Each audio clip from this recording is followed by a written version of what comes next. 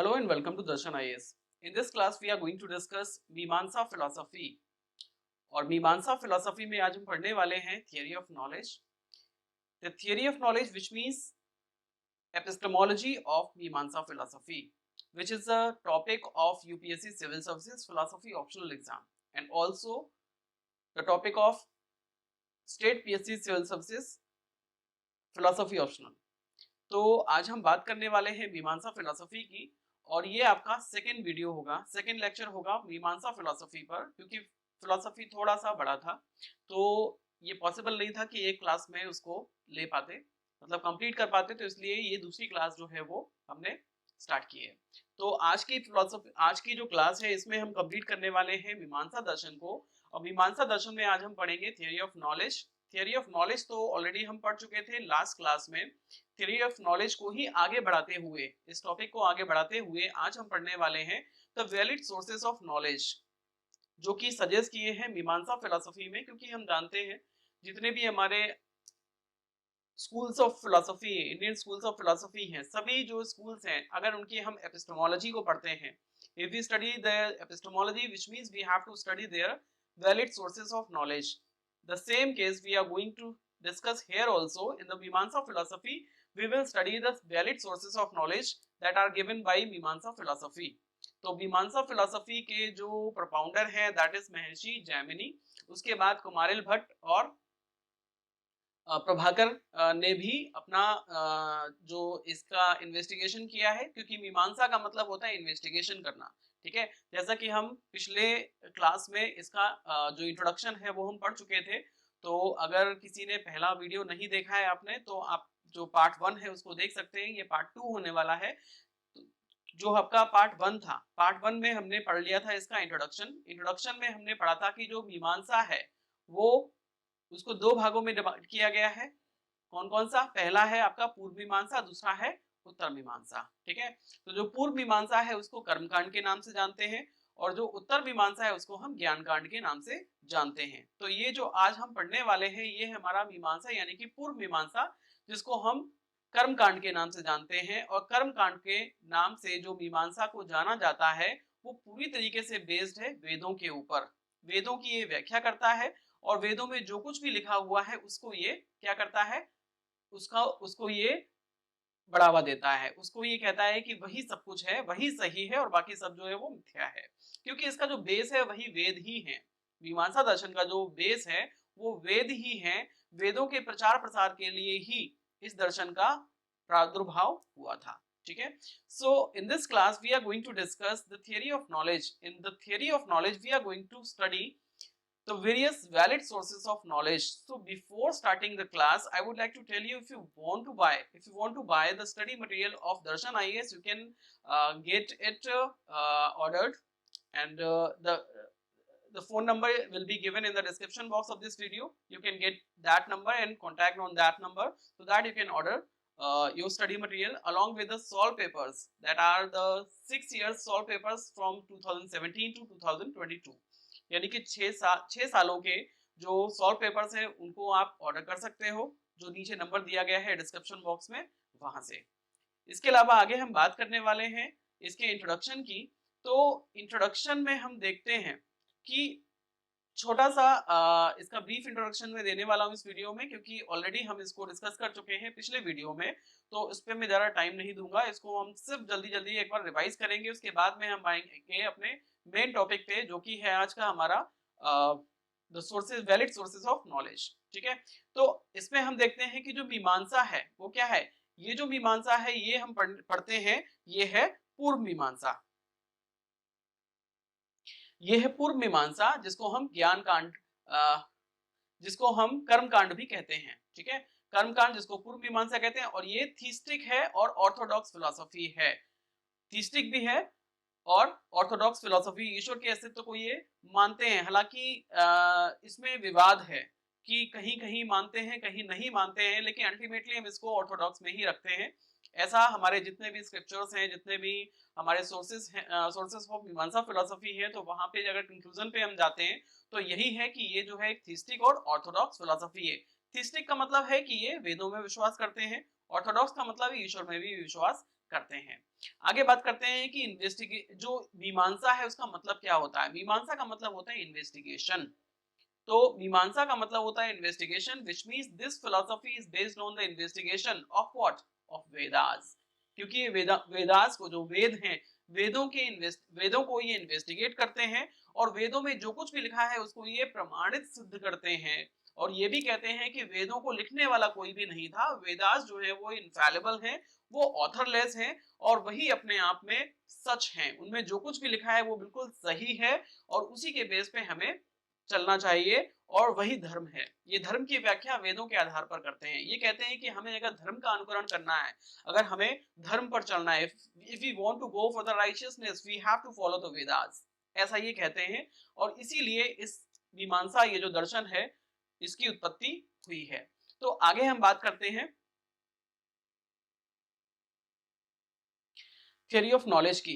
Theory of knowledge में एक बहुत ही इंपॉर्टेंट पॉइंट है, बहुत ही इंपॉर्टेंट टॉपिक है स्वतः प्रमाण्यवाद का। स्वतः प्रमाण्यवाद का मतलब होता है self validity of knowledge, which means the knowledge is self valid.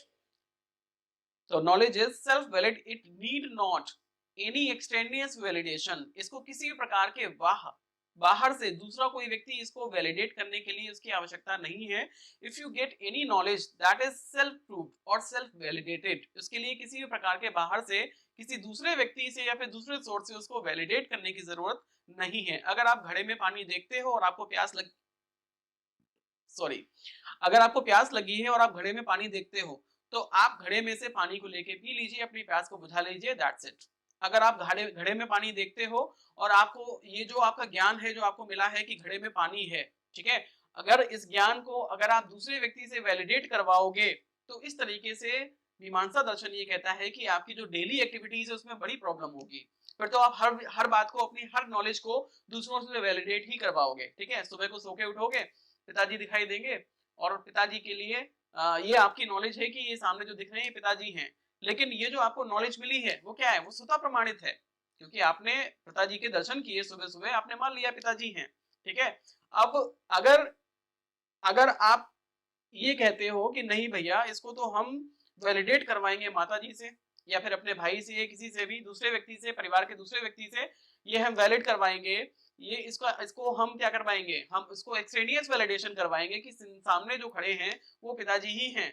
ठीक है, तो इसको कहते हैं पड़ता प्रमाण्यवाद, यानी कि किसी भी चीज को एक्सट्रिंसिक वैलिडिटी देना, यानी कि कोई दूसरा व्यक्ति उसको वैलिडेट करता है तब उसको कहते हैं एक्सट्रिंसिक वैलिडिटी। और ये जो डॉक्ट्रिन है, ये है न्याय दर्शन का, जिसको हम कहते हैं पड़ता प्रमाण्यवाद। स्वतः का मतलब होता है अपने आप प्रमाणित करना, पड़ता का मतलब होता है किसी और से प्रमाणित करवाना। ठीक है, तो अगर आप पिताजी को देख के अपने भाई से पूछते हैं कि क्या ये पिताजी हैं, तो इतनी देर में पिताजी आपके एक थप्पड़ लगा देते हैं, है ना। तो उस थप्पड़ से क्या होगा, आपका जो मेरा, अगर मैं ही ऐसा करता हूं तो क्या होगा, मेरी जो नॉलेज थी कि ये पिताजी हैं वो क्या हो जाएगी, वो वैलिडेट हो जाएगी। तो इस तरीके से ये जो वैलिडेशन था, ये कौन सा वैलिडेशन था, ये पड़ता प्रमाण्यवाद था, ये एक्सटेंसिव वैलिडिटी ऑफ नॉलेज थी। अगर मैं उनको खुद ही देख के उनके चरण स्पर्श कर लेता, पिताजी राम राम, ठीक है, सुबह को उठ के, तो वो क्या होता, तब वो स्वतः प्रमाण्यवाद था। लेकिन मैंने ये पूछ के अंदाजा लगाया, एक थप्पड़ खा के जब मुझे पता चला कि ये पिताजी ही है, पिताजी ही मुझे थप्पड़ मार सकते हैं, ठीक है, इतने हक से, इतने प्यार से, तो ये क्या हुआ, ये हुआ पड़ता प्रमाण्यवाद। ऐसा कौन कहता है, ऐसा न्याय दर्शन कहता है। अब आप ऐसा तो नहीं करेंगे अपने जीवन में, डेली के जो काम है उसमें ऐसा तो नहीं करेंगे कि हर बात को आपको वैलिडेट करना पड़ेगा। ठीक है, कि भाई खाने की थाली सामने आ गई है, अब आप किसी से पूछ रहे हो खाना ही है, खा लूं क्या। ठीक है, तो इस तरीके से तो आपकी जो डेली की प्रॉब्लम्स है, डेली की जो आपकी एक्टिविटीज है, वो प्रॉब्लम में आ जाएगी। तो इसलिए आपको क्या करना है, जो आपकी नॉलेज है, आपको जो लगता है, आपने जो भी अपने सेंस ऑर्गन से जो कुछ भी परसीव किया है, आपको जो कुछ भी जो आपका सोर्स ऑफ नॉलेज है, वो आपको जो कुछ भी नॉलेज दे रहा है, वो क्या है, वो सेल्फ वैलिडेटेड है, वो बिल्कुल सही है, आप उस पर विश्वास करें और अपने जीवन को आगे बढ़ाएं, ऐसा कहता है मीमांसा दर्शन। इसी को हम कहते हैं स्वतः प्रमाण्यवाद, सेल्फ वैलिडिटी ऑफ नॉलेज। आगे हम बात करते हैं कि जो मीमांसा दर्शन है वो स्वतः प्रमाण्यवाद के लिए दो फेवर में दो आर्ग्यूमेंट देता है। पहला है प्रमाणम स्वतः उत्पादित, दूसरा ये कहता है प्रमाणम स्वतः ज्ञायते। ठीक है, प्रमाण जो है वो अपने आप से उत्पादित होता है और दूसरा ये है कि प्रमाण अपने आप से जाना जाता है। ठीक है, यानी कि जब भी किसी भी चीज को आप देखते हैं तो वो खुद अपने आप में आपको नॉलेज दे देता है और अपने आप से वो अपने आप को क्या करता है, स्वयं प्रकाशित करता है, स्वयं प्रकाशित करता है और जो देखने वाला है उसको भी प्रकाशित करता है। अब आप ये मत सोचना कि मैं बहुत जल्दी जल्दी पढ़ा रहा हूँ, इसलिए पढ़ा रहा हूँ क्योंकि ये सारी चीजें मैं डिटेल में आपको पिछली वीडियो में पढ़ा चुका हूँ, इसलिए यहाँ पे सिर्फ रिवीजन कर रहा हूँ, इसलिए मैं जल्दी जल्दी से आपका रिवीजन करवा रहा हूँ। ठीक है, नेक्स्ट है अप्रमाण्यवाद, इनवैलिडिटी ऑफ नॉलेज। ठीक है, अप्रमाण्यवाद का मतलब होता है जिस तरीके से आप किसी भी नॉलेज को प्रमाणित मानते हो उसी तरीके से किसी भी नॉलेज को अप्रमाणित भी तो मानते हो। ठीक है भाई, अगर मैं आपसे पूछता हूँ कि मेरे हाथ में क्या है, तो आप ये कहते हो कि आपके हाथ में क्या है, ये फोन है। ठीक है, ये फोन है। मेरे हाथ में क्या है, ये स्टाइलस है। अगर मैं आपने अपने अभी आपसे बोलूं कि मेरे हाथ में ये फोन है, तो ये नॉलेज की क्या है, ये वैलिडिटी नहीं है, ये इनवैलिडिटी है, क्योंकि मेरे हाथ में ये फोन नहीं है, स्टाइलस है। Is it clear? तो इस तरीके से किसी भी चीज की जो वैलिडिटी है उसका उल्टा क्या होता है, इनवैलिडिटी। कि कोई भी चीज, अगर कोई भी नॉलेज अगर वैलिड होती है तो वो इनवैलिड भी हो सकती है, यानी कि सही भी हो सकती है और गलत भी हो सकती है। कोई नॉलेज अगर आपको सही लग रही है कि घड़े में पानी है, अगर आपको ये सही लग रहा है तो ये स्वतः प्रमाणित है। किसी से पूछ रहे हो तो वो क्या है, परता प्रमाणित है। लेकिन अगर कोई ये कहता है कि नहीं घड़े में पानी नहीं कुछ और है, अगर आपको खुद से ये ज्ञात हुआ है तो वो क्या है, स्वतः अप्रमाण्यवाद। अगर आपको ये लगता है कि अगर किसी और ने आपको बताया है कि इस घड़े में पानी नहीं है कुछ और है, तो वो क्या है, परता अप्रमाण्यवाद। ठीक है, यानी कि वैलिड नॉलेज का उल्टा क्या होता है, इनवैलिड नॉलेज, जिसको हम कहते हैं अप्रमाण्यवाद। ठीक है, तो जो अप्रमाण्यवाद है वो भी चार तरीके का, वो भी दो तरह का होता है, एक तो स्वतः अप्रमाण्यवाद, दूसरा परता अप्रमाण्यवाद। अभी जो मीमांसा दर्शन वाले हैं वो ये कहते हैं कि invalid knowledge is that which appears an object as different from it, which is because of the defect of the causal conditions of knowledge and it is based on extrinsic validity, परता अप्रमाण्यवाद। ठीक है, इसका मतलब क्या है कि इनवैलिडिटी of knowledge वो है कि जिसमें आपको नॉलेज वो नहीं मिलती है जो उसकी होनी चाहिए। ठीक है, यानी कि जो चीज जैसी है वैसी आपको ना दिखाई दे, कुछ और दिखाई दे, तो वो क्या है, वो इनवैलिडिटी ऑफ नॉलेज है। वो वैलिडिटी तो है ही नहीं नॉलेज की, है ना। अगर आपको गाय में भैंस दिख रही है, भैंस में गाय दिख रही है, तो वो क्या है, तो वो वैलिडिटी थोड़ी ना है नॉलेज की। आपकी जो नॉलेज है वो तो इनवैलिड है। ठीक है, इस नॉलेज को इनवैलिड अगर आपने खुद से किया है तो वो क्या है, वो स्वतः अप्रमाण्यवाद है। किसी और ने आपको बताया कि भैया जिसको आप गाय समझ रहे हो वो भैंस है, तो वो क्या है, तो वो परता अप्रमाण्यवाद है। लेकिन जो मीमांसा है, मीमांसा विश्वास करता है किसमें, मीमांसा विश्वास करता है परता अप्रमाण्यवाद में। यानी कि मीमांसा ये कहते हैं कि आपकी नॉलेज को इनवैलिडेट करने के लिए किसी और व्यक्ति की जरूरत पड़ेगी, लेकिन नॉलेज के वैलिडेशन के लिए किसी और की जरूरत नहीं पड़ेगी। यानी कि जो मीमांसा फिलॉसफी है वो ये कहती है कि आपको जो लगता है वो सही है, लेकिन आपकी नॉलेज को इनवैलिडेट करने के लिए कोई दूसरा व्यक्ति चाहिए। क्लियर है? आगे बात करते हैं। जो न्याय स्कूल ऑफ फिलॉसफी है वो किसमें विश्वास करता है, परता अप्रमाण्यवाद, यानी कि ये मीमांसा के साथ में यहाँ पे खड़े हैं। स्वतः अप्रमाण्यवाद में विश्वास करता है सांख्य दर्शन। सांख्य दर्शन कहता है कि आपका जो अप्रमाण्य है, यानी कि नॉलेज को इनवैलिडेट करने का काम है, ये आपको खुद ही करना पड़ेगा, कोई और आपके लिए नहीं करेगा। बुद्धिज्म क्या कहते हैं, बुद्धिज्म भी किसके साथ खड़े हैं, मीमांसा और न्याय के साथ में ये भी कहते हैं कि आपकी जो इनवैलिडिटी ऑफ नॉलेज है उसके लिए दूसरे व्यक्ति की जरूरत है, लेकिन आपको अपनी नॉलेज को वैलिडेट करने के लिए आपको खुद ही करना पड़ेगा। Is it clear? चलिए आगे बढ़ते हैं। नेक्स्ट है ख्यातिवाद, थियरी ऑफ एरर। अब जब आपने गलती कर ही दी है तो वो गलतियां दो तरह की हो सकती हैं, कि अगर आपने किसी और चीज को कुछ और समझ लिया है, अगर आपने गलती कर दी है किसी चीज को समझने में, ठीक है, ज्ञान को प्राप्त करने में, यानी कि आपने एरर की है, तो वो एरर भी आपकी दो तरह की हो सकती है। और वो दो तरह की एरर कौन कौन सी होगी, जो एरर है उसको हम कहते हैं ख्याति, और थियरी ऑफ एरर है उसको हम बोलते हैं ख्यातिवाद। ठीक है, अब ख्यातिवाद जो है, जो मीमांसा दर्शन में है, वो दो तरह का होता है। पहला है अख्यातिवाद, दूसरा है विपरीत ख्यातिवाद। अब देखो एक चीज मैं आपको बताता हूं, अभी हम पढ़ रहे हैं मीमांसा दर्शन। मीमांसा दर्शन में सबसे पहले मैंने आपको बताया था, दिखाई थी एक फोटो जिसमें हवन कुंड है। ठीक है, यहाँ पे हवन जल रहा है, यहाँ पे अग्नि प्रज्वलित हो रही है, यहाँ पे कुछ कर्मकांड किए जा रहे हैं। इसी तरीके से अभी बैकग्राउंड में आपको एक आवाज सुनाई दे रही होगी, मेरी दादी माँ जो है वो पूजा कर रही है। ठीक है, और वो घंटी की आवाज आपको सुनाई दे रही होगी। अभी फिलहाल वो बंद हो गई है, यानी कि वो उनकी पूजा कंप्लीट हो चुकी है। तो एक चीज मैं आपको डाउट और क्लियर कर देता हूँ कि मीमांसा फिलॉसफी में मैंने इस हवन की फोटो क्यों ली है, ठीक है, या फिर ये जो घंटी बज रही थी इससे मुझे क्यों याद आया। ऐसा इसलिए क्योंकि इस दर्शन में हम पढ़ते हैं किसको, कर्म कांड को। वेदों में जो दिए गए हैं कर्म कांड, ठीक है, उन कर्म कांडों को की व्याख्या करता है मीमांसा दर्शन, इन्वेस्टिगेशन करता है उन कर्म कांडों का और उनका प्रचार प्रसार करता है हिंदू धर्म के प्रचार प्रसार के लिए कि भाई इस तरीके के कर्मकांड करो तभी आप हिंदू कहलाओगे। ठीक है, तो इसीलिए जो हमारी जो जो मेरी दादी माँ है जो अभी पूजा कर रही थी, घंटी बजा रही थी, तो वो भी क्या है, वो भी एक प्रकार का कर्मकांड है, जिससे मुझे याद आ गया कि अभी मैं मीमांसा दर्शन पढ़ रहा हूँ और मीमांसा दर्शन का मतलब होता है कर्मकांड की व्याख्या करना। Is it clear? चलिए वापस अपने टॉपिक पे आते हैं। अभी हम पढ़ रहे थे थियरी ऑफ नॉलेज हो गया हमारा, इसके बाद में हम पढ़ रहे थे ख्यातिवाद, थियरी ऑफ एरर। अब थियरी ऑफ एरर दो तरह की होती है, पहला होता है ख्यातिवाद, अख्यातिवाद, दूसरा होता है विपरीत ख्यातिवाद। अख्यातिवाद का मतलब होता है कि जब आप किसी भी चीज की अधूरी नॉलेज ज्ञात करते हो, ठीक है, कभी कभी अधूरा ज्ञान हमें होता है। मान लो हम कोई रेसिपी पढ़ रहे थे और रेसिपी की जो बुक थी वो कैसी थी, वो आधी फटी हुई थी, यानी कि हमने रेसिपी आधी ही पढ़ पाई और आधी रेसिपी पढ़ के हमने वो डिश बना दी। अब क्या होगा, क्या वो डिश वैसी ही बनेगी जैसी उसको बनना चाहिए था? तो क्या हो जाएगा, अब आप समझ सकते हो उस रेसिपी का क्या होगा। ठीक है, तो इसका मतलब आपने क्या किया है, आपने एरर की है। वो जो वो रेसिपी जैसी बननी चाहिए थी वैसी वो नहीं बन पाएगी, वो कुछ और बन जाएगी। इसका मतलब ये है कि जो आपकी नॉलेज थी वो क्या हो गई, उसमें एरर आ गई। अब जो एरर आ गई तो इस तरीके की एरर को हम कहते हैं अख्यातिवाद। क्लियर है? यानी कि पार्शियल नॉलेज के बेस पे जो हम गलती करते हैं उसको हम कहते हैं अख्यातिवाद, यानी कि जब भी हम अधूरे ज्ञान के बेस पे हम कोई गलती करते हैं। ठीक है, और ये भी किसके ऊपर बेस्ड होता है, मेमोरी के ऊपर। दूसरा होता है विपरीत ख्यातिवाद। विपरीत ख्यातिवाद का मतलब होता है जब हम किसी और चीज को कुछ और समझ लेते हैं। ठीक है, जैसे कि कई बार ऐसा होता है कि अंधेरे में हम रस्सी को सांप समझ लेते हैं, या फिर चमकते हुए सीप को हम क्या समझ लेते हैं, हम समझ लेते हैं कि ये क्या है, ये चांदी है। तो एक चीज को हमने दूसरी चीज समझ लिया, और वो भी किसकी वजह से हुआ, हमारी मेमोरी के डिफेक्ट की वजह से हुआ, हमारी आंखों के जो डिफेक्ट है उसकी वजह से हुआ। ठीक है, तो एक चीज को दूसरी चीज समझ लेना ये भी एक एरर है जिसको हम विपरीत ख्यातिवाद कहते हैं।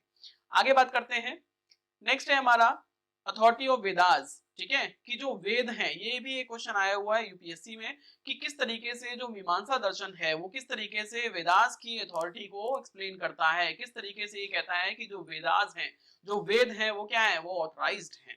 ठीक है, वो क्या है, वो ऑथराइज्ड है, वो अपने आप में सेल्फ प्रूव्ड हैं, उसको किसी के प्रूफ की जरूरत नहीं है, वो ऑथरलेस हैं।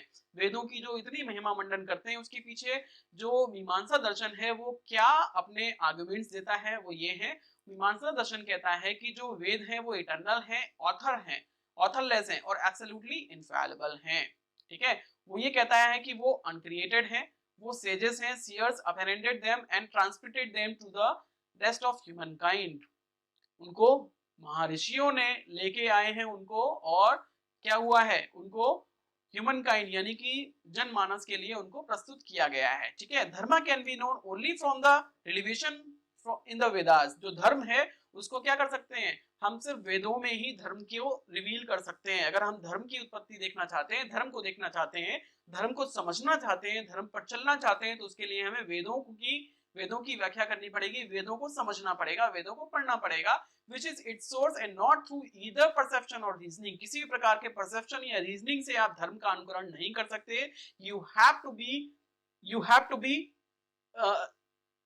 consistent and you have to believe on the Vedas to go on the path of righteousness and religion, to be religious।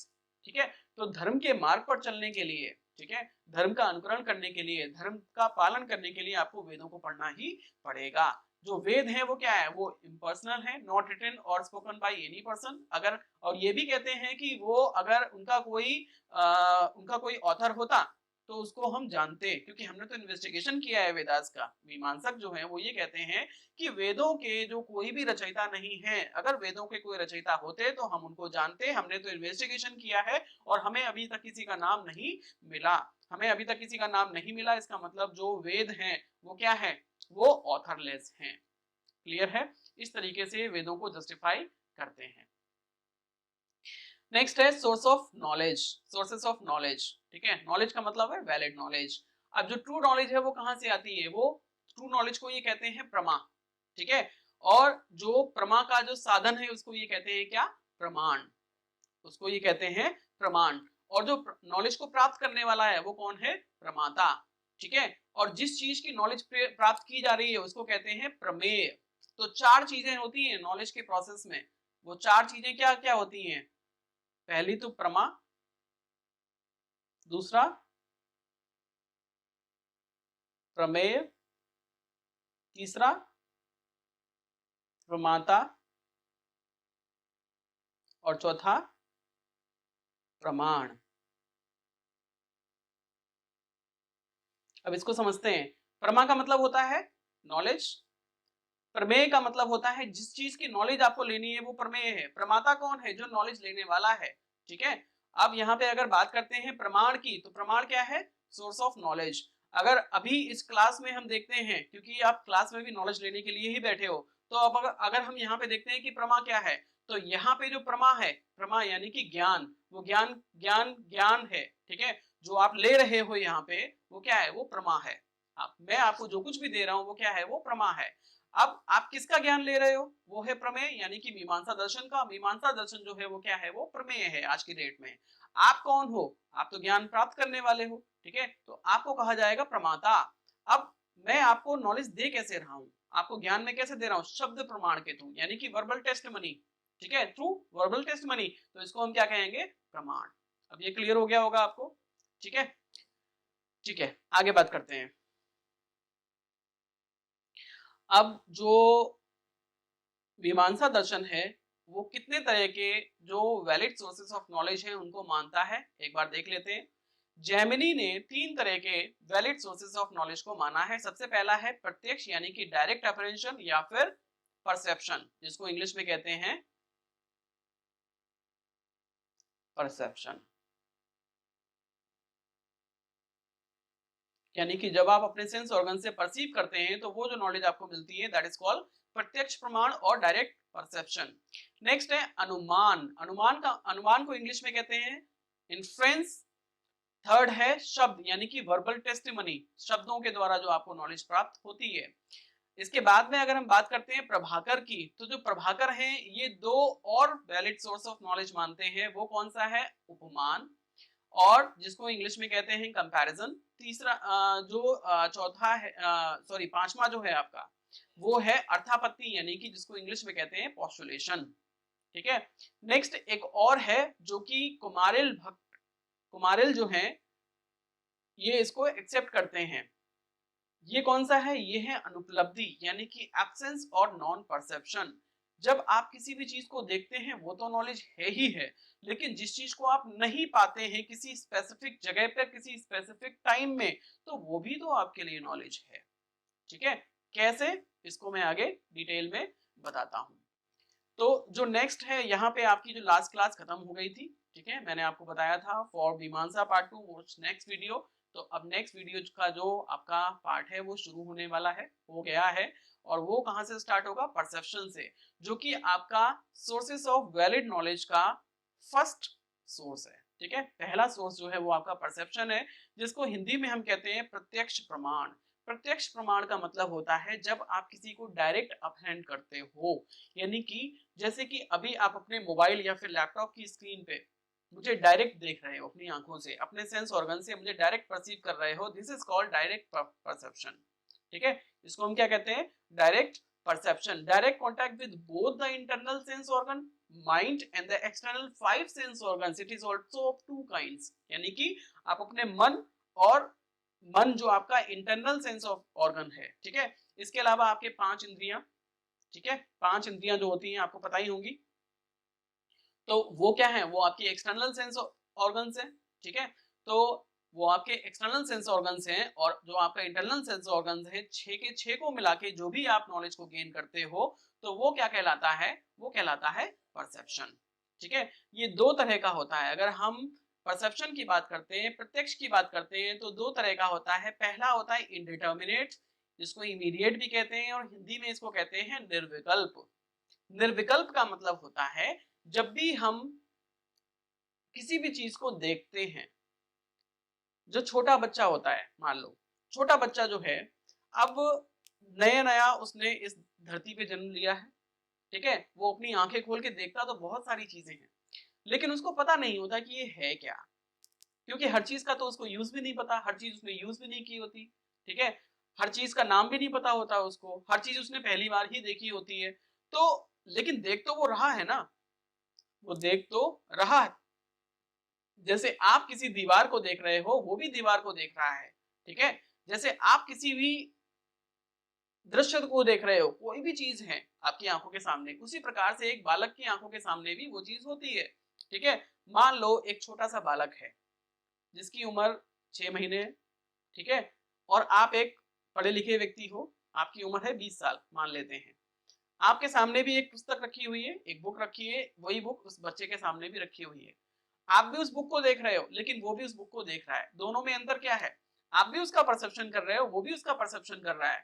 आप जो उसका परसेप्शन कर रहे हो बुक का, वो क्या है? वो क्या है? वो डिटर्मिनेट है, इमीडिएट है, सविकल्प है।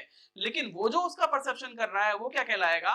वो कहलाएगा इनडिटर्मिनेट, या फिर इमीडिएट, या फिर निर्विकल्प। क्यों? क्योंकि वो सिर्फ उस चीज को देख रहा है, लेकिन वो है क्या, वो उसको समझ नहीं पा रहा है, ठीक है। When we see an object, there is indeterminate perception of that object. Indeterminate का मतलब क्या होता है? A bare awareness of it. हमें उसकी कोई अवेयरनेस नहीं होती कि ये है क्या। कुछ है, ये तो हमें दिखता है, ठीक है, कुछ है, ये तो हमें दिखता है, कैसा है ये भी हमें दिखता है, लेकिन हम उसको डिफाइन नहीं कर सकता, ना ही उसको समझ सकते हैं। knowing that it is an object but not knowing what object is it, ठीक है। हम ये जानते हैं कि ये कुछ चीज तो है, लेकिन ये है क्या, ये हमें नहीं पता होता। ये उस बच्चे के साथ में होता है जो छोटा सा होता है। इस तरीके से हमारे साथ भी कई बार ऐसी ऐसी चीजें हो जाती हैं कि हम कुछ नई चीजें अपनी आंखों के सामने देखते हैं। नए नए एक्सपीरियंसेस जब हम लेते हैं, किसी नई जगह जाते हैं, मान लीजिए आप फॉरेन कंट्री में कहीं जाते हैं, तो वहां कुछ नई चीज आप देखते हैं, तो आप परसेप्शन तो उसका कर रहे हो, लेकिन आप समझ नहीं पा रहे हो, आपको नहीं पता कि वो क्या है, उसका यूज क्या है, ठीक है। तो वो कौन सा प्रत्यक्ष है? वो है निर्विकल्प, यानी कि इमीडिएट या फिर इनडिटर्मिनेट, ठीक है। इसके बाद में आता है डिटर्मिनेट, यानी कि इमीडिएट, यानी कि सविकल्प। जब भी आप आंखों के सामने अपने कोई भी चीज देखते हो और आप समझते हो कि वो है क्या, ठीक है, आपके आंखों के सामने जो अभी स्क्रीन चल रही है, स्क्रीन पे जो कुछ भी आपको चल रहा है, आप उसको सुन रहे हो, समझ रहे हो, पढ़ रहे हो, सारी चीजें जो कर रहे हो, आप अपने सेंस ऑर्गन से जो कुछ भी परसीव कर रहे हो, ठीक है, वो क्या है? आपका प्रत्यक्ष, यानी कि परसेप्शन है। लेकिन वो आप समझ भी तो रहे हो कि इसका मतलब क्या है।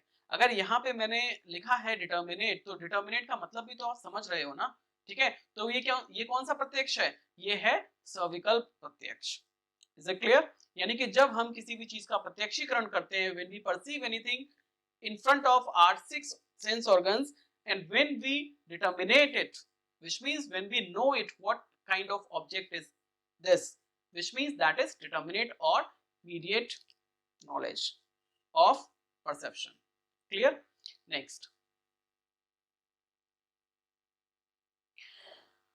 नेक्स्ट हमारा जो वैलिड सोर्स ऑफ नॉलेज है, दैट इज इन्फ्रेंस और अनुमान। इसको हम कहते हैं अनुमान प्रमाण, हिंदी में कहते हैं अनुमान प्रमाण। प्रमाण का मतलब होता है सोर्स ऑफ नॉलेज, ठीक है, वैलिड सोर्स ऑफ नॉलेज। अनुमान को इंग्लिश में कहते हैं इन्फ्रेंस। इन्फ्रेंस का मतलब होता है जब हम इन्फर करते हैं।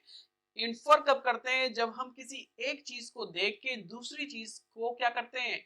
अंदाजा लगाते हैं, दूसरी चीज के होने का आभास लगाते हैं, तो उसको हम कहते हैं अनुमान, ठीक है। Anumana is the knowledge of an object due to the previous knowledge of some sign और मार्क। यानी कि जब भी हम अपनी आंखों के सामने कोई भी चीज देखते हैं, उसके बेस पे हम अपनी प्रीवियस नॉलेज के आधार पे, ठीक है, उसको हम जो कुछ भी समझते हैं, तो वो क्या है? वो इन्फ्रेंस यानी कि अनुमान है, ठीक है। In anumana pramana we arrive at the knowledge of an object through the medium of 2 acts of knowledge और प्रपोजिशंस। दो तरीके के जो प्रपोजिशंस होते हैं, दो तरीके के एक्ट्स होते हैं, ठीक है। When a certain fixed or permanent relation has been known to exist between the two things, we can have the idea of one thing when the other one is perceived। यानी कि जब भी आप एक चीज देखते हो, तो उस एक चीज के बेस पे आप दूसरी चीज के बारे में आप नॉलेज गेन कर लेते हो। जैसे कि आपने बारिश के मौसम में बादलों को आते देखा, तो बादलों को आता देख आपने क्या किया?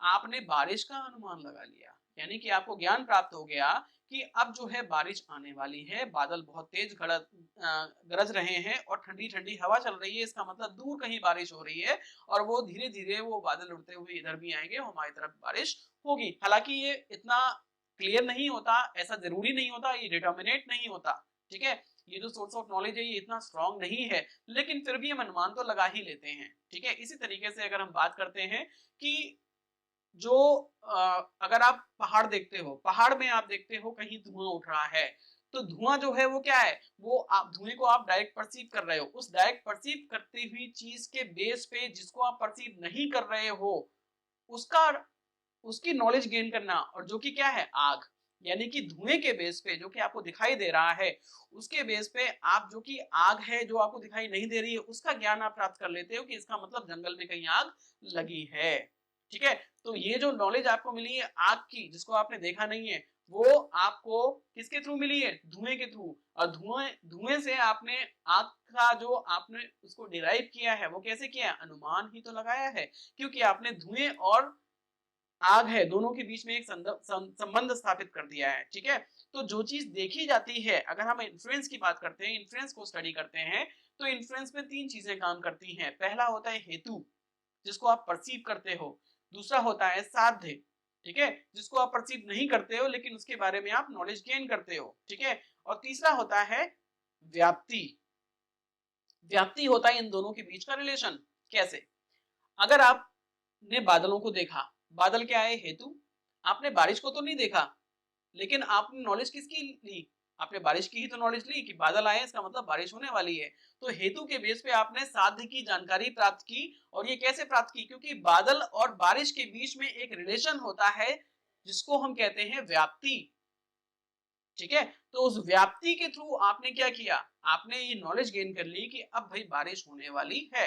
हालांकि ऐसा हमेशा नहीं होता, लगान मूवी इसका बहुत अच्छा एग्जांपल है, ठीक है। लगान मूवी में देखा होगा पूरा गाना आ जाता है कि बादल आ जाते हैं, पूरा गांव झूम के नाचने लगता है, बड़े खुश हो जाते हैं, और थोड़ी देर बाद देखते हैं कि बादल तो चले गए, ठीक है। सबकी बड़ी कटघोर बेइज्जती हो जाती है है ना।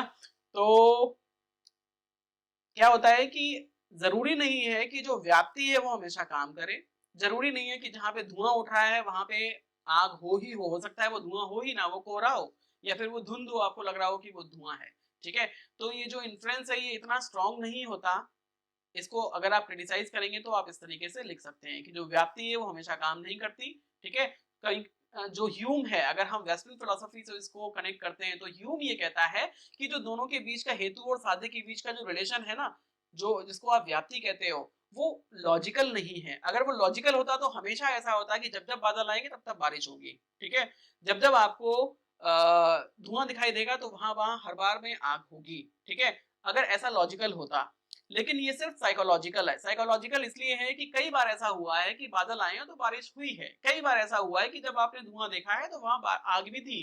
तो आपकी आदत हो गई है, ये जानने की आदत हो गई है, ये मान लेने की कि भाई अगर बादल होंगे तो हम ये मान लेंगे कि वहां पे बारिश होगी, या फिर कहीं पे अगर धुआं होगा तो हम ये मान लेंगे। यानी कि ये सिर्फ साइकोलॉजिकल है, ये फिलोसॉफिकल नहीं है, ऐसा ह्यूम कहता है, और ह्यूम का पोजीशन यही है, ठीक है।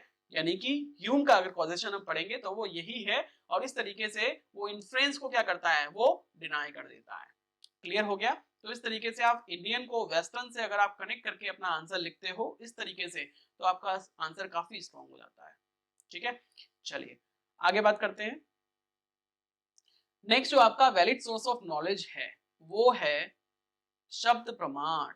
शब्द प्रमाण का मतलब इंग्लिश में इसको कहते हैं वर्बल टेस्टिमनी, ठीक है। जैसे कि आप कई बार देखते होंगे कि आप बस में गए और आप बैठ गए बस में, लेकिन आपके पास कोई बैग वगैरह नहीं था। आप बस में बैठ तो गए हैं, आपने सीट भी ले ली, आपको सीट मिल गई, ठीक है, आपने टिकट ले लिया, आप आराम से बैठे हैं। अब बस कहीं रुकती है थोड़ी देर के लिए, और आप बगल वाले को बोल के जाते हैं कि भैया मेरी सीट का जरा ध्यान रखना, मैं कुछ लेने जा रहा हूँ, ठीक है। अब जो बगल वाला है वो ध्यान नहीं देता इस बात का, और कोई आके उस सीट पे बैठ जाता है, ठीक है। फिर आप आते हो, कहते हो भैया ये तो मेरी सीट है वो कहता है कहाँ लिखा है, वो कहता है कहाँ लिखा है आपकी सीट है। इसका मतलब लिखे होने की बहुत इंपॉर्टेंस है। इसका मतलब अगर लिखा होता तो वो सीट मेरी होती, इसका तो ये मतलब है। इससे आप अंदाजा लगा सकते हो कि लिखे हुए की कितनी वैल्यू है। और लिखा हुआ जो होता है उसी को हम कहते हैं क्या, शब्द प्रमाण। This is called verbal testimony. इसीलिए हर चीज हम क्या करते हैं, लिखित में लेते हैं। हर चीज जो है वो डॉक्यूमेंटेड करते हैं। हर चीज का हम क्या करते हैं, उससे एफिडेविट लिया जाता है। किसी ने अगर आपसे 1 लाख रुपया उधार लिया है तो आज की डेट में हम किसी पे भरोसा नहीं करते, क्या कहते हैं, भैया लिख के दो कि आपने हमसे 1 लाख रुपया उधार लिया है और प्रॉपर इसका बकायदा जो है आप क्या कहते हैं एफिडेविट बना के दो। ठीक है, अगर हम किसी को 2-4 लाख रुपया देते हैं, कोई प्रॉपर्टी खरीदते हैं, तो प्रॉपर्टी खरीदने का मतलब ये थोड़ी ना कि हमने आपको पैसे दे दिए और आपने हमें जमीन दे दी। उसकी बकायदा रजिस्ट्री होती है। रजिस्ट्री का मतलब क्या है कि आप उस चीज को लिखवाते हैं किसी थर्ड पर्सन के द्वारा, किसी थर्ड पर्सन की नॉलेज में डालते हैं। वो थर्ड पर्सन कौन है, गवर्नमेंट है ना। गवर्नमेंट के नॉलेज में डालते हैं कि इस व्यक्ति ने इस व्यक्ति को एक प्रॉपर्टी इतने रुपए में दी है, ताकि कल को वो क्या ना कर सके, वो उसको क्लेम ना कर सके कि भाई ये प्रॉपर्टी तो मेरी है। ठीक है, इसका मतलब ये है कि जो वर्बल टेस्टिमनी है उसकी इंपॉर्टेंस बहुत ज्यादा होती है। क्लियर हो गया ये वाला। ठीक है, तो इसको हम कहते हैं शब्द प्रमाण। इसको हम कहते हैं शब्द प्रमाण। शब्द मींस रिलाइंग ऑन वर्ड। शब्द का मतलब होता है किसी शब्द पर विश्वास करना। ठीक है, जिसको हम टेस्टिमनी ऑफ पास्ट और present reliable experts, specifically the shruti Vedas. ठीक है, यानी सॉरी, अगर हम शब्द की बात करते हैं तो किस प्रकार के शब्दों पे हम सबसे ज्यादा विश्वास करेंगे, जो श्रुति है, जो वेद है, उनके शब्दों पे हम सबसे ज्यादा विश्वास करना चाहिए, क्योंकि ये मीमांसा दर्शन है और मीमांसा दर्शन वेदों का ही प्रचार प्रसार करता है। तो इनके हिसाब से सबसे ज्यादा अगर ऑथराइज, सबसे ज्यादा अगर रिलायबल कोई सोर्स है शब्द प्रमाण का, तो वो क्या है, तो वो वेद ही है। ठीक है, तो उसको वो क्या कहते हैं, उसको वो वर्बल टेस्टिमनी बोलते हैं और ये कहते हैं कि ये सबसे ज्यादा रिलायबल है, इस पे आप आराम से आंख मूंद के विश्वास कर सकते हैं। और जो वर्बल टेस्टिमनी है वो क्या होती है, अब देखो ऐसा तो है नहीं कि कोई भी कुछ कह देगा उसकी बात को मान लिया जाएगा। वर्बल टेस्टिमनी का मतलब होता है कि किसी आप्त पुरुष के जो वचन है, जो कभी झूठ नहीं बोलता, जो कि रिलायबल व्यक्ति है, ठीक है, जो झूठ नहीं बोलता, जो सत्य बोलता है। जैसे कि अगर हम बात करते हैं महाभारत की, तो महाभारत में युधिष्ठिर कभी झूठ नहीं बोलते थे। तो युधिष्ठिर अगर कुछ कह देंगे तो इसका मतलब वो सच है, which means Yudhishthira is a apta पुरुष।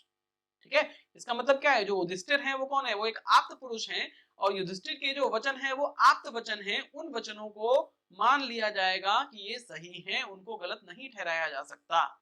इस तरीके से जो शब्द प्रमाण है वो अपने आप को क्या करता है, सेल्फ वैलिडेट करता है। ठीक है, अब जो शब्द है, अब जो शब्द है वो दो तरह का होता है। कैसा, एक तो पर्सनल होता है, एक तो इम्पर्सनल होता है। ठीक है, अब अगर कोई शब्द किसी इंडिविजुअल व्यक्ति के द्वारा लिखा या फिर बोला जाता है, ठीक है, या फिर वेदों से क्या किया जाता है, डिराइव किया जाता है।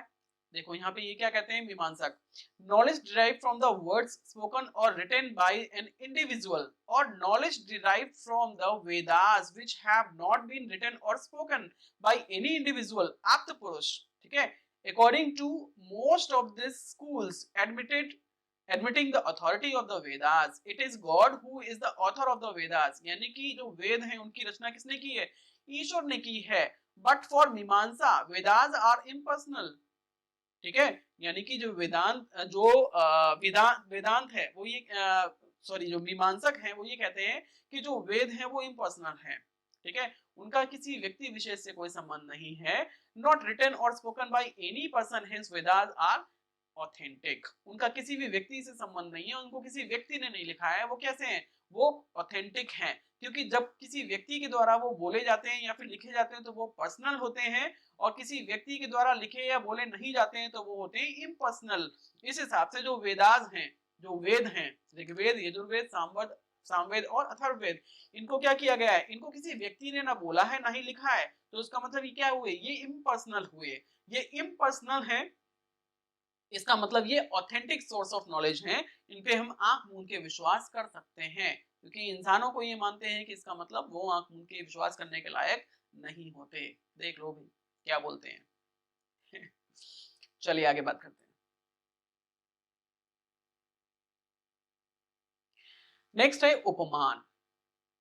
जो आपका fourth valid source of knowledge है वो है उपमान। उपमान का मतलब होता है कंपैरिजन, यानी कि जब हम किसी एक चीज का कंपेयर दूसरी चीज से करके हम कोई नॉलेज गेन करते हैं तो उसको हम कहते हैं कंपैरिजन, यानी कि उपमान। और उपमान अपने आप में एक वैलिड सोर्स ऑफ नॉलेज होता है अकॉर्डिंग टू मीमांसा फिलॉसफी। ठीक है, अब न्याय दर्शन क्या कहता है कि we get valid knowledge of an object by comparing it with what is already known।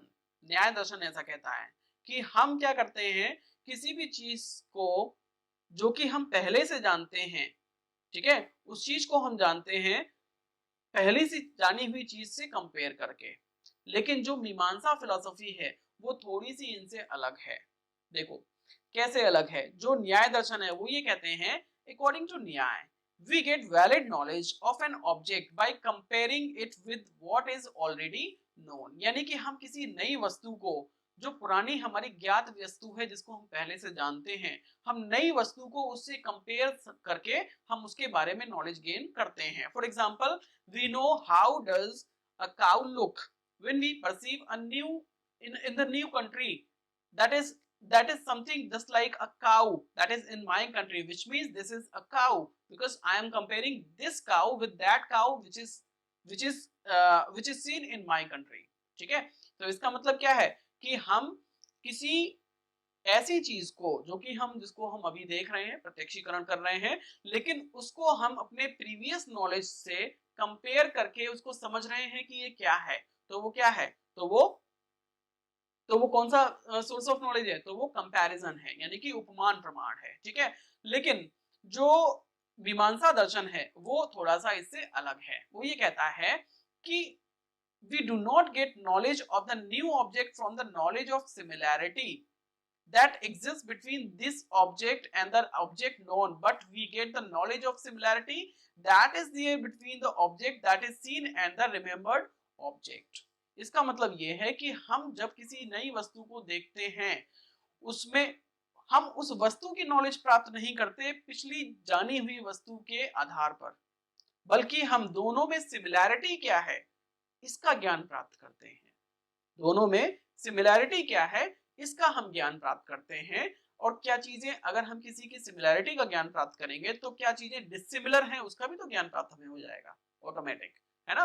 कि मान लो अगर हम इंडिया में हमने गाय देखी है कैसी होती है, अगर हम वेस्टर्न कंट्रीज में कहीं जाते हैं, मान लीजिए हम कहीं यूरोपियन कंट्री में जाते हैं, कहीं हम यूएस यूके कहीं भी हम जाते हैं, तो हम वहां पे गाय देखते हैं, तो हम उस गाय में क्या देखेंगे, हम उसको गाय क्यों बोलेंगे, हम गाय उसको इसलिए बोलेंगे क्योंकि हम उसमें कुछ सिमिलैरिटी देखेंगे अपनी गाय की जो हमारे देश की गाय में होती है। हम उस सिमिलैरिटी की नॉलेज लेंगे, हम उस गाय की नॉलेज लेंगे। गाय को तो हम ऑलरेडी जानते ही हैं, तो गाय की हमें क्या नई नॉलेज मिलेगी, हमें नॉलेज किसकी मिलेगी, हमें नॉलेज मिलेगी सिमिलैरिटी की, कि अमेरिका की गाय और इंडिया की जो गाय है दोनों में क्या सिमिलैरिटी है। ठीक है, तो ये अंतर है न्याय दर्शन के कंपैरिजन में और मीमांसा दर्शन के कंपैरिजन में। ठीक है, the knowledge of similarity is the new cognition here and that is not derived from any other source of knowledge according to Mimamsa. ठीक है, इस तरीके से जो हमें जो सिमिलैरिटी, नॉलेज ऑफ सिमिलैरिटी मिली है, किसी दूसरे वैलिड सोर्स ऑफ नॉलेज से हमें नहीं मिलती, वो हमें कंपैरिजन से ही मिलेगी। तो ये क्या है, ये अपने आप में एक separate valid source of knowledge है जिसको हम बोलते हैं कंपैरिजन या फिर उपमान प्रमाण। क्लियर? नेक्स्ट,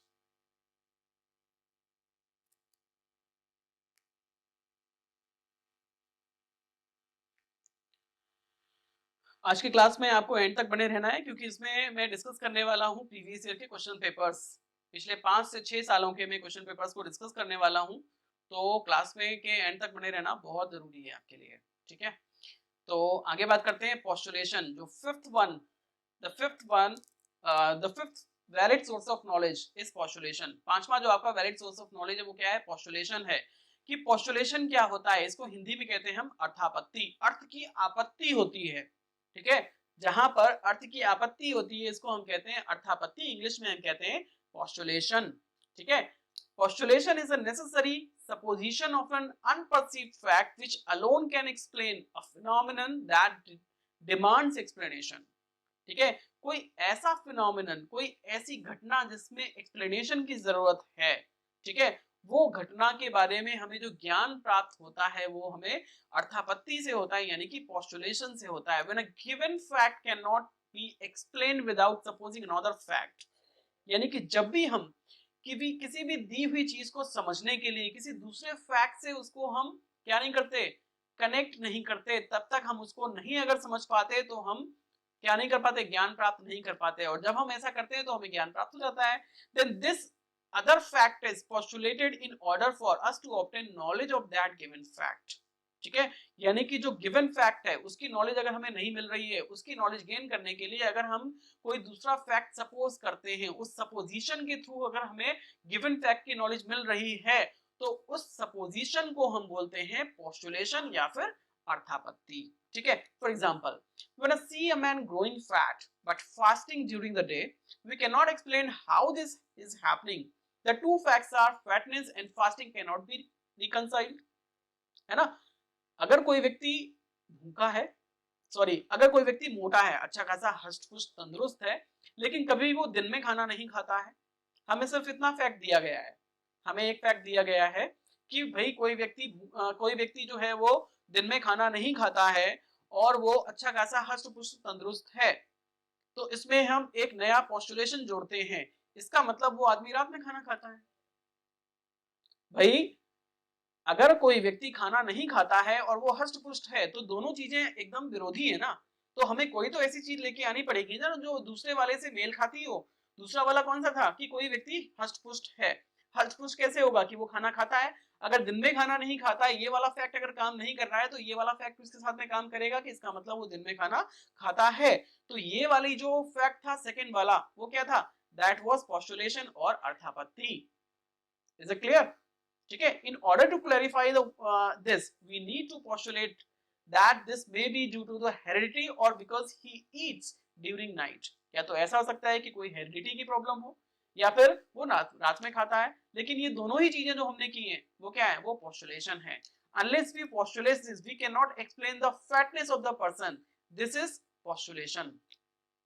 ठीक है, अगर हम ऐसा नहीं करते हैं, अगर हम ये दूसरा वाला फैक्ट उसमें जोड़ते नहीं हैं, तो हमें उसके जो फैटनेस है उसको हम एक्सप्लेन नहीं कर पाएंगे, क्योंकि जो उसका फास्टिंग है ना, उसके फास्टिंग से तो हम फैटनेस को एक्सप्लेन नहीं कर पाएंगे। तो हमें उसके फैटनेस के लिए कोई ऐसा स्टेटमेंट देना है जो दोनों में मेल खाता हो, जो किसके साथ मेल खाता हो, जो उसकी फैटनेस के साथ में मेल खाता हो, और वो वही हो सकता है कि भाई वो खाता पीता है। ठीक है, दिन में नहीं खाता है तो रात में खाता है, या फिर उसकी कोई हेरिडिटी की प्रॉब्लम होगी। Is it clear?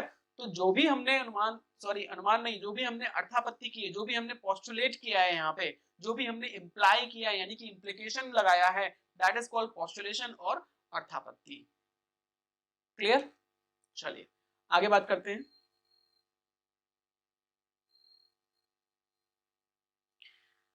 नेक्स्ट है एब्सेंस और नॉन परसेप्शन यानी कि अनुपलब्धि।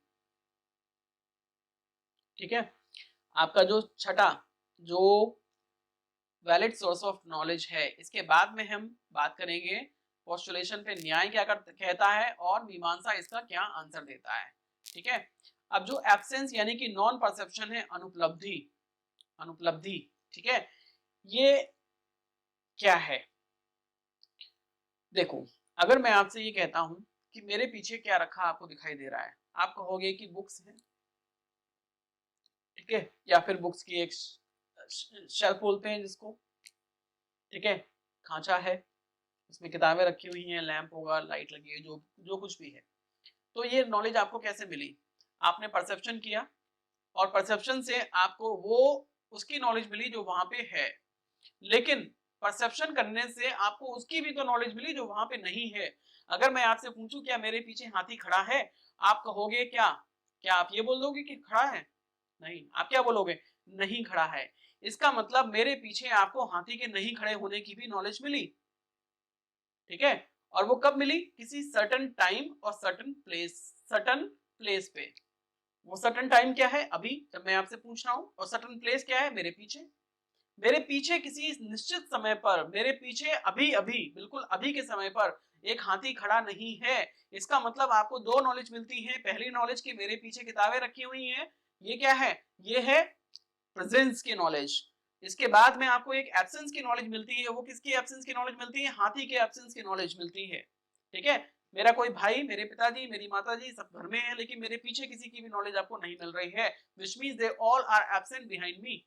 ठीक है, तो ये नॉलेज भी तो आपको मिली। ये नॉलेज आपको कहां से मिली? इसके लिए भी एक वैलिड सोर्स ऑफ नॉलेज है, और वो क्या है? एब्सेंस यानी कि नॉन परसेप्शन, जिसमें आप किसी भी चीज को परसीव नहीं कर पाते हो, जिसको हम कहते हैं अनुपलब्धि, यानी कि वो चीज आपके सेंस ऑर्गन्स के सामने उपलब्ध नहीं होती है, इसीलिए इसको हम बोलते हैं अनुपलब्धि, यानी कि एब्सेंट। क्लियर है? कोई चीज अगर उपलब्ध है तो वो प्रेजेंट है, अगर एब्सेंट है तो वो क्या है? अनुपलब्ध है। और अनुपलब्ध की जो जानकारी है उसके लिए एक वैलिड सोर्स ऑफ नॉलेज होता है, जिसको हम कहते हैं अनुपलब्धि, यानी कि नॉन परसेप्शन या फिर एब्सेंस। क्लियर हो गया? Bhatta school of Mimamsa and Advaita Vedanta accept this independent valid source of knowledge. Bhatta Mimamsa और अद्वैत वेदांत यानी कि शंकराचार्य का जो वेदांत है, वो दोनों ही अनुपलब्धि को एक वैलिड सोर्स ऑफ नॉलेज मानते हैं, एक independent valid source of knowledge मानते हैं, वो किसी और में इसको रिड्यूस नहीं करते। ठीक है? उनके लिए जो नॉन परसेप्शन है वो अपने आप में एक valid source of immediate knowledge है। ठीक है? किसका? जो नॉन एग्जिस्टेंट थिंग है उसके लिए। ठीक है? I say that a jar does not exist here only because I do not perceive it. This is non-perception. मैं कहता हूं कि यहां पर एक जार एग्जिस्ट नहीं करता, ये मैं किसकी वजह से कह रहा हूं? क्योंकि नॉन परसेप्शन की मुझे नॉलेज भी है। That is, we should not conclude that all non-perceptions leads to conclusion of non-existent of what is not perceived. इसका मतलब ये नहीं है कि सारे जो नॉन परसेप्शंस हैं वो कहां जाते हैं? वो कहां जाते हैं? कि नॉन एग्जिस्टेंस की तरफ। इसका मतलब ये नहीं कि वो नॉन एग्जिस्टेंट है, बस वो एब्सेंट है। ठीक है? ऐसा नहीं है कि अगर मेरे पीछे हाथी नहीं खड़ा है तो हाथी एग्जिस्ट नहीं करता, ऐसा नहीं है। हाथी सिर्फ क्या है? एब्सेंट है। ठीक है? एब्सेंट में और नॉन एग्जिस्टेंट में डिफरेंस होता है। नॉन एग्जिस्टेंस का मतलब होता है कि कोई चीज बिल्कुल है ही नहीं, कहीं भी नहीं है। ठीक है? एग्जिस्ट ही नहीं करती। लेकिन अगर एब्सेंट है इसका मतलब किसी पर्टिकुलर टाइम और किसी पर्टिकुलर प्लेस पे वो एग्जिस्ट नहीं करती। ठीक है? Is it clear? We do not perceive a table in the dark. We do not judge it to be non-existent. ठीक है? अगर अंधेरा है, अंधेरे में मुझे कोई टेबल दिखाई नहीं दे रही है, ठीक है, तो इसका मतलब ये नहीं है कि वो एग्जिस्ट नहीं करती, बस वो क्या है? वो नॉन एग्जिस्टेंट है हमारे लिए। उसका क्या है हमारे लिए? एब्सेंस है, यानी कि नॉन परसेप्टिबल है वो। ठीक है? अनुपलब्ध है वो हमारे लिए। Why this is so? Because if a thing should have been perceived under certain circumstances, only then its non-perception under those circumstances would give us the knowledge of non-existence of that entity. ठीक है? क्योंकि जब हम किसी भी चीज के होने की बात करते हैं वो हम कब करते हैं? जब हमें वो चीज दिखाई देती है। तो इसी तरीके से जब हम किसी भी चीज के नहीं होने की बात करेंगे तो वो हम तब करेंगे जब वो चीज हमें दिखाई नहीं देती।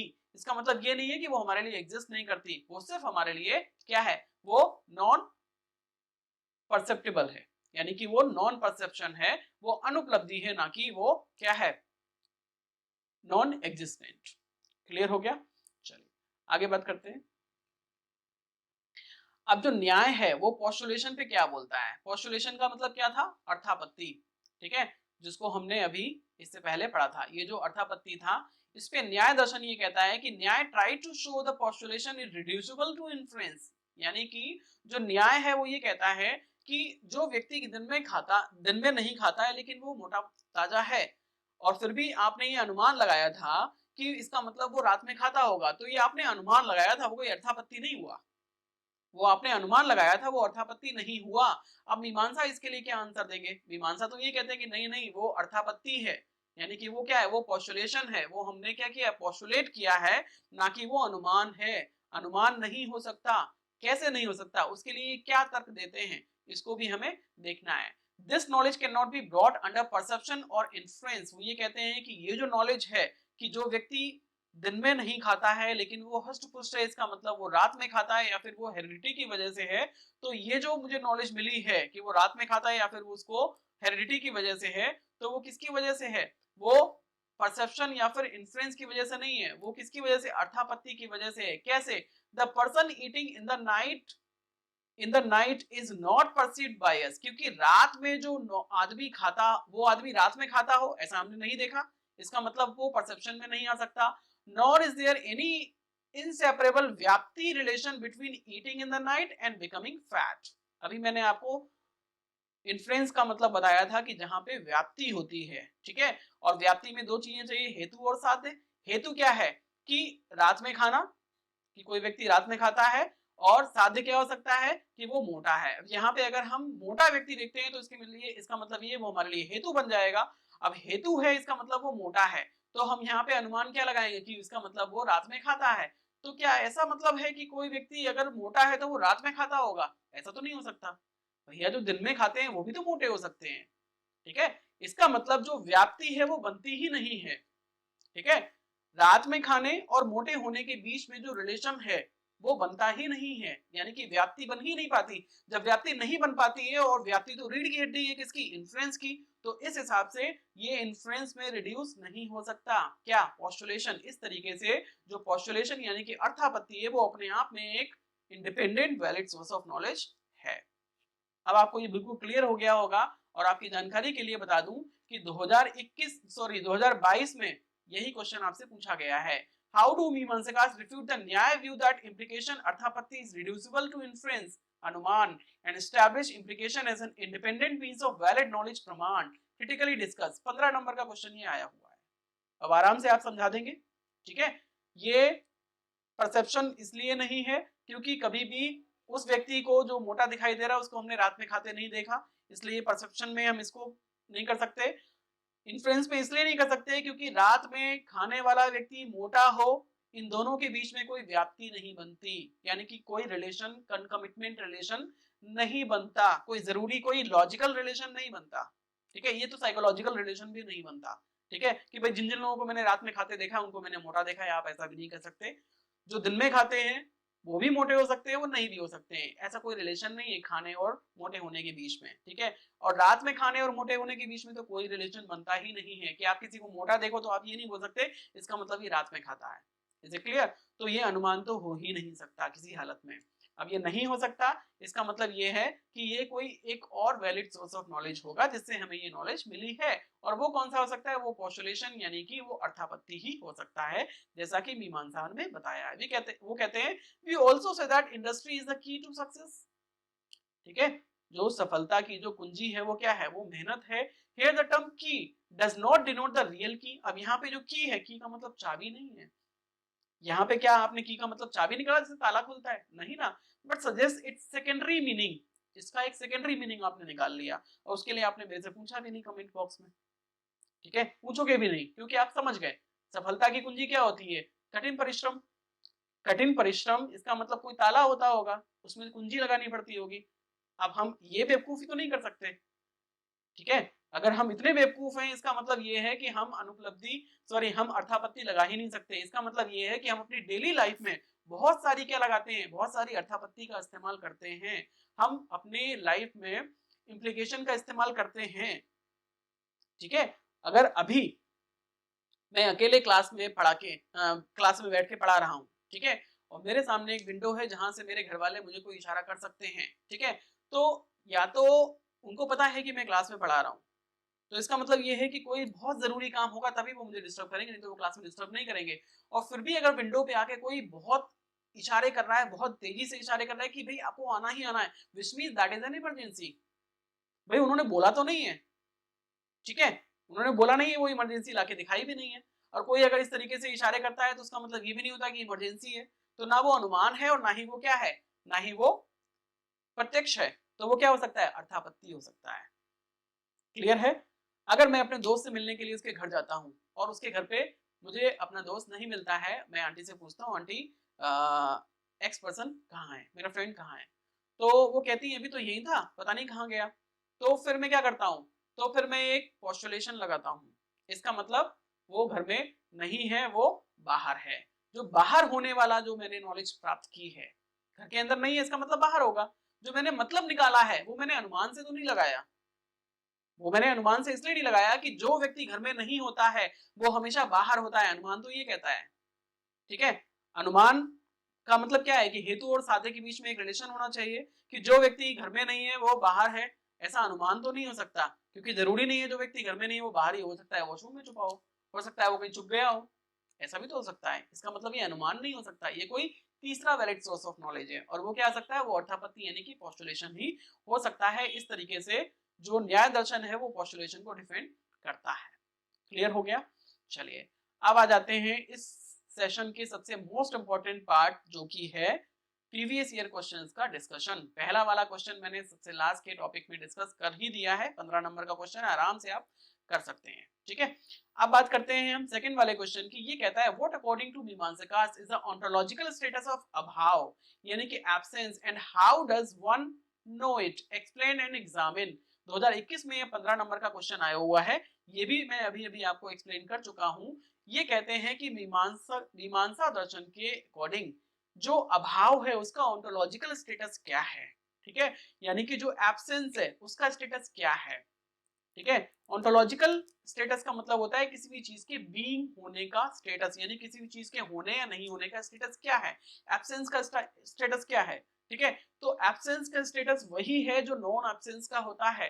एब्सेंस होता है प्रत्यक्ष के सामने, और अगर अभाव है तो इसका मतलब ये है कि वो क्या है, वो प्रत्यक्ष के सामने नहीं आ पा रहा है। इसका मतलब ये नहीं कि वो नॉन एग्जिस्टेंस है, नॉन एग्जिस्टेंट है। ठीक है, इसका मतलब ये नहीं कि कोई चीज है नहीं। अभाव का मतलब ये नहीं कि वो नॉन एग्जिस्टेंट है। अभाव का मतलब सिर्फ इतना है कि वो किसी सर्टेन टाइम पे किसी सर्टेन प्लेस पे क्या है, वो एब्सेंट है, वो वहां पे नहीं है। दिस इज ऑल अबाउट अभाव और ontological स्टेटस ऑफ अभाव और एब्सेंस। इसको आप आराम से अब समझा सकते हैं। ठीक है, और कोई इसको कैसे समझता है, कैसे समझता है, किसी पर्टिकुलर टाइम किसी पर्टिकुलर प्लेस पे जब किसी भी चीज को वो नहीं पाएगा तो वो समझ जाएगा कि वहां पे उस चीज का अभाव है।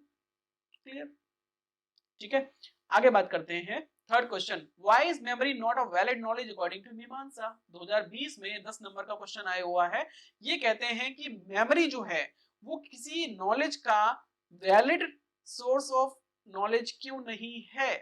अब यहाँ पे मैं एक चीज आपको बता देता हूं कि जब हमने बात की थी ख्यातिवाद यानी कि थियरी ऑफ एरर की, तो यहाँ पे जो एरर हो रही थी वो किसकी वजह से हो रही थी, मेमोरी की वजह से। यहाँ पे भी क्या हो रही थी, मेमोरी की वजह से। यानी कि जब हम किसी भी चीज को याद करते हैं तो जरूरी नहीं है कि वो चीज हमें सही से याद आए। हो सकता है उसमें कुछ गलती हो जाए, हो सकता है उसमें कुछ गलती हो जाए, और गलती हो जाएगी तो वो क्या हो जाएगा, ख्याति हो जाएगी हमसे, तो उसको हम ख्यातिवाद कहते हैं। और ख्याति दो तरह की हो सकती है, एक तो अख्यातिवाद या फिर विपरीत ख्यातिवाद। या तो हम किसी भी चीज को अधूरी नॉलेज की वजह से कुछ और समझ लेंगे, या फिर हम किसी चीज को कुछ और समझ लेंगे। दोनों ही दशा में जो रिस्पॉन्सिबिलिटी होगी वो किसकी होगी, मेमोरी की होगी। इसीलिए मेमोरी को जो मीमांसा दर्शन है वो एक वैलिड सोर्स ऑफ नॉलेज नहीं मानता। ठीक है, 10 नंबर का क्वेश्चन है, आराम से आप समझा सकते हैं। नेक्स्ट क्वेश्चन है क्वेश्चन नंबर 4, जो कि आया हुआ है 2019 में 10 नंबर का। ठीक है, ये क्या कहता है, हाउ डज मीमांसा एस्टैब्लिश द अथॉरिटी ऑफ वैदिक नॉलेज। कितना अच्छा क्वेश्चन है। पूरा मीमांसा जो वैदिक नॉलेज पे ही तो डिपेंड है। पूरा मीमांसा जो है, मीमांसा दर्शन का मतलब है investigation. Investigation of what, investigation of Vedas. जो वेद हैं, वेदों की नॉलेज को प्रचार प्रसार करना, उनकी नॉलेज को ये बताना कि ये ऑथरलेस हैं, ये इनफैलिबल हैं। ठीक है, और ये क्या है, ये ऑथेंटिक हैं, और ये इम्पर्सनल हैं।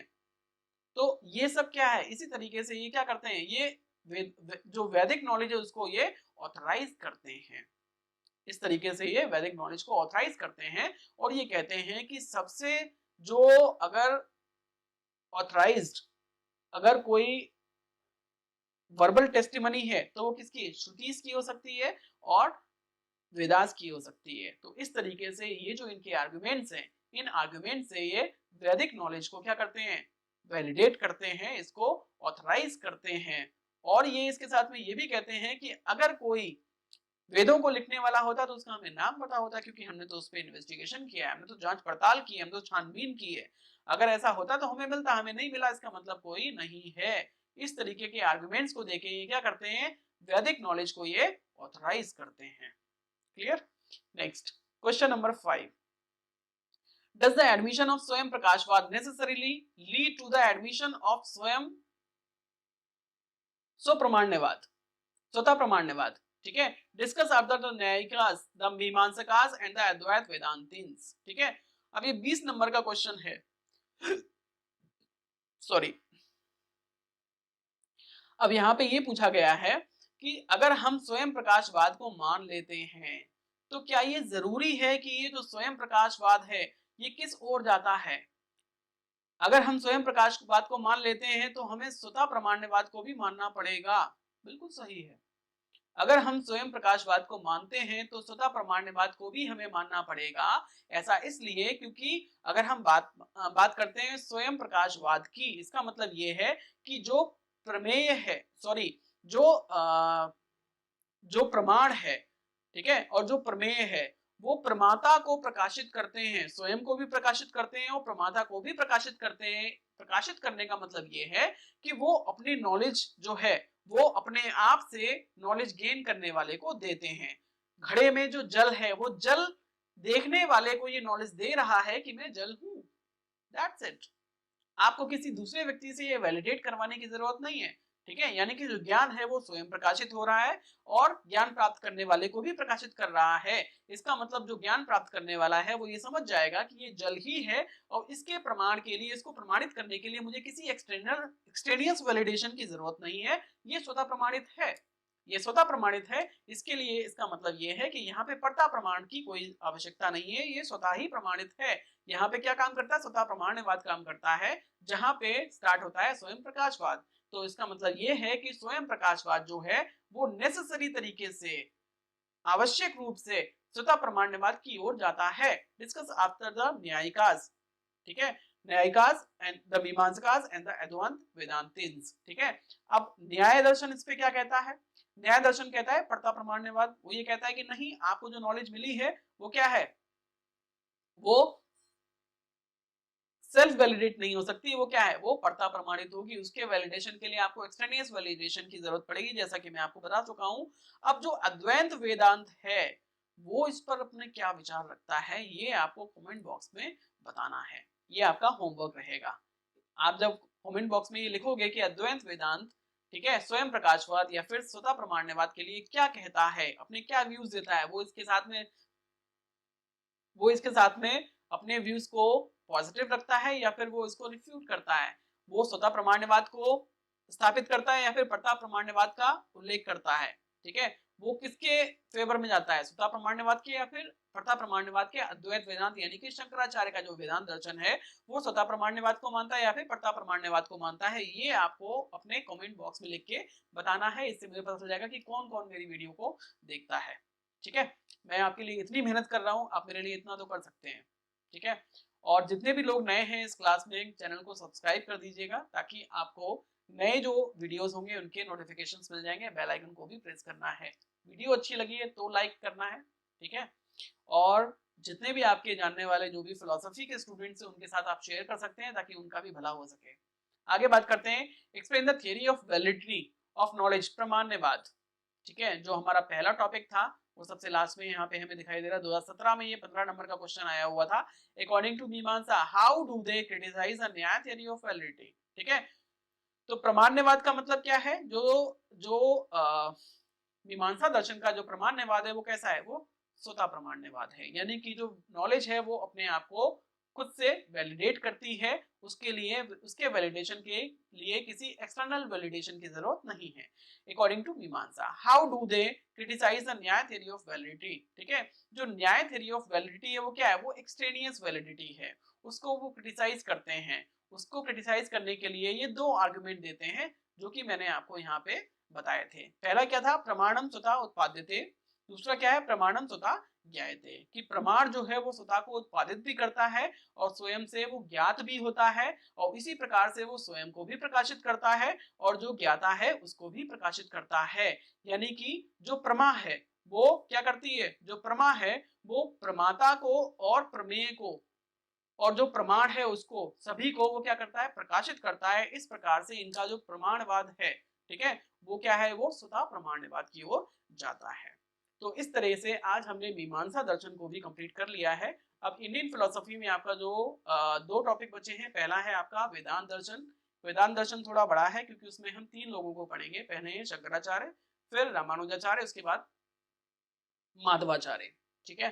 तो ये वेदांत दर्शन हम पढ़ने के बाद में हमारा एक टॉपिक बचेगा, वो होगा अरविंद घोष का, जिसमें हम पढ़ेंगे कि किस तरीके से वो अति मानव की अवधारणा को बताते हैं, ठीक है। किस तरीके से वो जो योग है, ठीक है, इंटीग्रल योगा को वो बताते हैं कि किस तरीके से हमारी लाइफ में क्या उसकी इंपॉर्टेंस है, और जो पतंजलि का योग है और इंटीग्रल योगा ऑफ ऑरबिंदो है, उन दोनों में क्या डिफरेंस है, इसको हम पढ़ेंगे सबसे लास्ट वाले टॉपिक में। तो ये क्लास आपको कैसी लगी अपने कमेंट बॉक्स में लिख सकते हैं। अगर आपको कोई डाउट है तो भी आप अपने कमेंट बॉक्स में लिख के बता सकते हैं। अगर आपको स्टडी मटेरियल परचेज करना है तो उसके लिए आप डिस्क्रिप्शन बॉक्स में आपको एक कॉन्टैक्ट नंबर दिया है, वो सीधा डायरेक्ट आप उससे मुझसे कॉन्टैक्ट कर सकते हैं, ठीक है। वो मेरा ही नंबर है, तो वहां से आप कॉन्टैक्ट करके अपना स्टडी मटेरियल जो है उसको परचेज कर सकते हैं। सॉल्व पेपर्स को परचेज कर सकते हैं 2017 टू 2022, यानी कि जो अभी सितंबर में 2022 में आपका जो पेपर हुआ है उसको भी मैंने सॉल्व कर दिया है। तो ये सॉल्व पेपर्स भी आप खरीद सकते हैं, आपकी स्टडी जो है वो अच्छे से चलती रहे। इसके अलावा अगर आपको कोई भी डाउट है, कोई भी क्वेरी है, तो उसके लिए भी आप मुझे कॉन्टैक्ट कर सकते हैं व्हाट्सएप पे, और चाहे तो आप यहाँ पे जो आपका कमेंट बॉक्स है उसमें भी लिख सकते हैं। तो आज की क्लास में इतना ही। नेक्स्ट क्लास में हम मिलते हैं जो कि होगी वेदांता। वेदांता किसका? शंकराचार्य का। तो आज के लिए इतना ही। Thank you so much for joining my class. Have a good day, good luck.